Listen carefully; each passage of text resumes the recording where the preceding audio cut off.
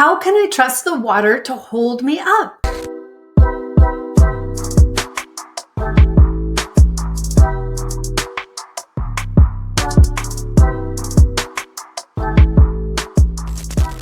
The truth is, you shouldn't trust it. It doesn't make any logical sense.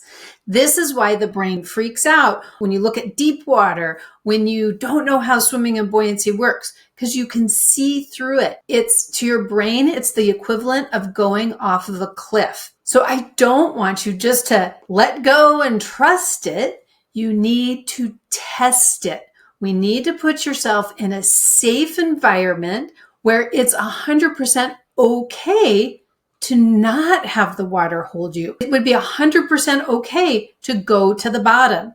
Tip, don't start in the deep end. Start in 2 feet of water where you can start to understand how your body and the water work together. It's not about you holding yourself up in the water. It's about understanding how the water holds you. Some parts of you might be near the surface. Some parts of you might be near the bottom. This is okay. We're understanding what is normal so you can build trust. It becomes predictable. Trust comes because you've tested things. It's predictable. It's understandable. It's okay not to trust it at first. Find a place where you can take care of the physical and the mental steps of learning to swim. Have fun with it.